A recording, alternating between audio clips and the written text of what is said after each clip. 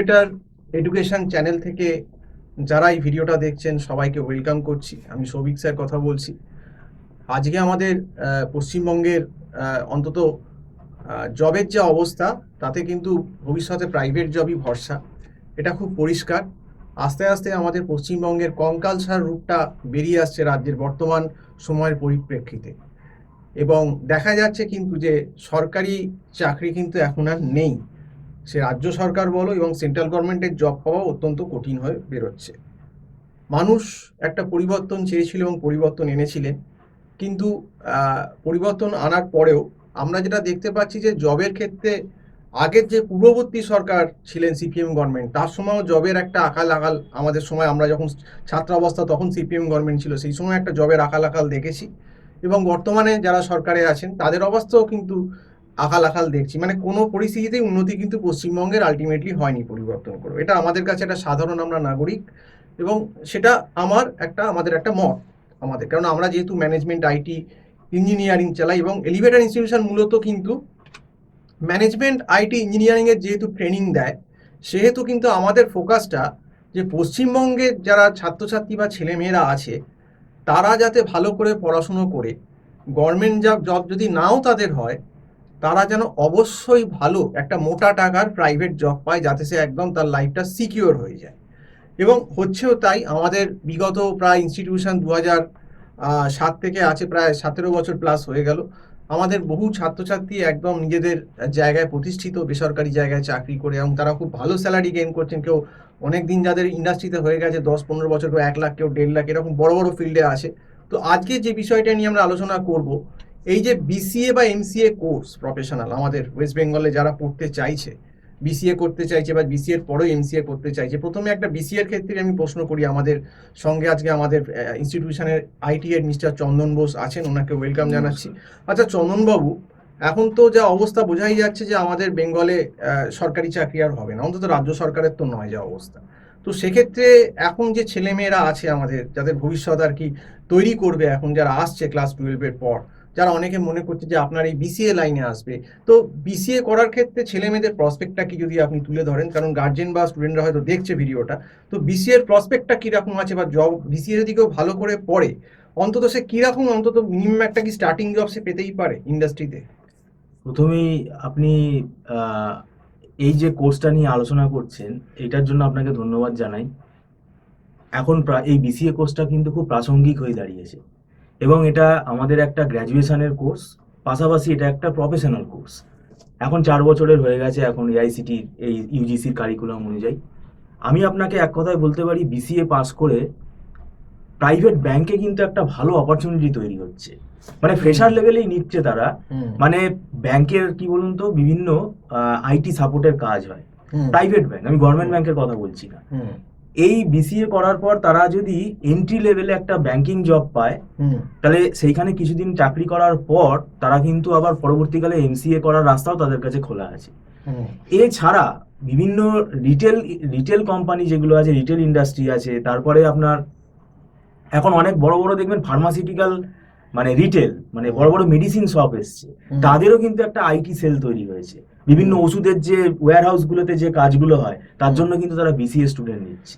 তো এছাড়া আপনি দেখবেন আমাদের হসপিটালেও কিন্তু একটা আইটি সেল আছে। ধরুন হসপিটালে গেলেন, আপনি রিসেপশনে গেলেন, কম্পিউটারটা চলছে না, নেটওয়ার্ক প্রবলেম, ওরা যাকে ফোন করবে, যে ওদেরকে যারা সাপোর্ট দিচ্ছে ওই হসপিটালকে, সেখানে কিন্তু এই আইটি, বিসিএ বা এমসিএ, বিটেকের ছেলেরাই কাজ করছে। এক্স্যাক্টলি। এবং বিভিন্ন যারা আমাদের ব্রডব্যান্ড সার্ভিস প্রোভাইডার আছে, তাদেরও কিন্তু একটা বিসিএ ব্যাকগ্রাউন্ডের স্টুডেন্ট পেলে তাদের সুবিধা হয়। এছাড়া যেগুলো কোর আইটি, মানে একদম সফটওয়্যার ডেভেলপমেন্ট যে ফিল্ড, আমাদের সেক্টর 5-এ নিউ টাউনে যে কোম্পানিগুলো আছে, সেখানে তো এমএনসি কোম্পানিগুলোতেও সুযোগ আছে। ফ্রেশার লেভেলে তারা ইন্টারভিউ নেয়। সেই ইন্টারভিউগুলো স্টুডেন্টদেরকে খুব সজাগ থাকতে হবে, কখন ড্রাইভ হচ্ছে, মেলগুলো সবসময় খেয়াল রাখতে হবে। তো বিসিএ করার পরে এখন কিন্তু আমাদের এন্ট্রি লেভেলে জবের কিন্তু প্রসপেক্ট অনেক বেড়ে গেছে। এবার একটা কলকাতা, ওয়েস্ট বেঙ্গল, এই যে কন্ট্রোভার্সিতে আমি যাচ্ছি না, কলকাতায় জব নেই বা বাইরের রাজ্যে জব আছে, এই কন্ট্রোভার্সিতে যাচ্ছি না। কলকাতাতেও আছে, কলকাতাতেও কিন্তু হ্যাঁ, এখানে একটু হয়তো স্যালারিটা একটু কম হতে পারে, সেটা কিন্তু আপনার লিভিং কস্ট হিসেবে স্যালারিটা হচ্ছে।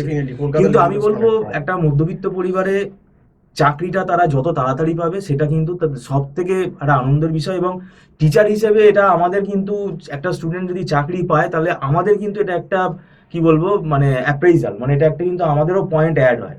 এবার ব্যাপারটা হচ্ছে যে আপনি যেটা বললেন, এখন গভর্নমেন্ট জবের জন্য একটা স্টুডেন্ট চেষ্টা করতেই পারে, কিন্তু সেখানে তো একটা আনসার্টেনিটির জায়গা তৈরি হচ্ছে। এখন সত্যি কথা বলতে দেখুন, রাজ্যের যা পরিস্থিতি, বাধ্য হয়েই বলছি, যদিও আমরা কোনো পার্টিরই এবার লোক না, প্রিপারেশন নিতে একটা সময় লাগে, সময় লাগে, রেজাল্ট বেরোলো, পেন্ডিং, এবার এইগুলোতে তো অনেক সময় এবার বয়সটা তো বেড়ে বয়স যাচ্ছে, বেড়ে যাচ্ছে এবং অনেক ক্ষেত্রেই মানে সরকারি পরীক্ষা অস্বচ্ছতা থেকে যাচ্ছে, মানে হয়তো মেধাবী ক্যান্ডিডেট পাচ্ছে না। এটাও এখন আমাদের রাজ্যে এটা নিয়েই চলতে হবে যে সরকারি চাকরি দিলেও তুমি যদি মানে ভালো কিছু করো, তাতেও যে তুমি পাবে তার কোনো গ্যারান্টি নেই, এটুকু এখন তো বোঝা যাচ্ছে। আপনাকে যে এই বিসিএ পাস হুম। করে যে স্টুডেন্টরা চাকরি বাকরি পাচ্ছে, মানে হুম। এতে কিন্তু ভালো সিকিউরিটি আছে, মানে হুম। প্রভিডেন্ট ফান্ড তো থাকেই, এখন মেডিকেল পায় স্টুডেন্টরা, পাচ্ছে। মানে কর্মচারীরা সব রকমই আছে। কিন্তু এখানে কি আপনাকে ইন্টারভিউ রাউন্ডে স্কিল চেক করে Skill নেবে, check করতে হবে। রীতিমতো 3-4 রাউন্ড ইন্টারভিউ নেবে, নিয়ে আপনাকে এখানে যাচাই করে তবে নেবে। সব থেকে বড় কথা দেখুন, পরিষ্কার মধ্য কথা, সরকারি চাকরিতে হয়তো লোকে সোর্স টাকা পয়সা অ্যাপ্লাই করে ঘুষ দিয়ে ঢুকতে পারে, কিন্তু প্রাইভেট কোম্পানি যে ছেলে বা মেয়েটিকে নিচ্ছে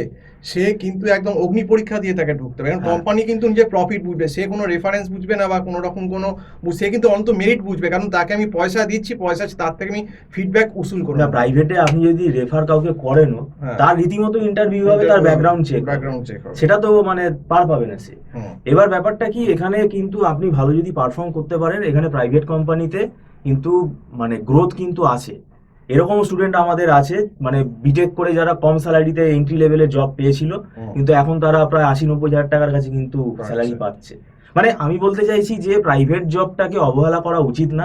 সরকারি চাকরির পরীক্ষাটা বাবা মার একটা ইচ্ছা থাকে, তারা দিতেই পারে, হুম। কিন্তু পাশাপাশি একদম আমি মানে প্রাইভেট জবের জন্য কোনো রকম চেষ্টা চরিত্র করবো না, ওটাও ভুল, বয়সটা এটা বেড়ে যাবে। একদমই ভুল।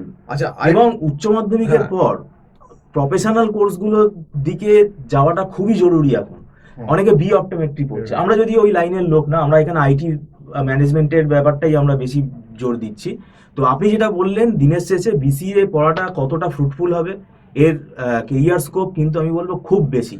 এবং আগামী দিনে আমাদের কিন্তু এআই যেভাবে বাড়ছে, এবার হুম। এআই এর ওপর কাজ করতে গেলে তো তাকে তো একটা আইটি ব্যাকগ্রাউন্ড নিয়ে হ্যাঁ। পড়াশোনা করতে হবে। হ্যাঁ। তো বিসিএ পাস করে পরবর্তীকালে কিন্তু এআই এর ওপর কিন্তু অনেক কোর্স আছে, সেগুলো যদি তারা করে নিতে পারে, তাহলে কিন্তু প্রাইভেট জবের ক্ষেত্রে কিন্তু কম্পিটিশনে তারা এগিয়ে থাকবে।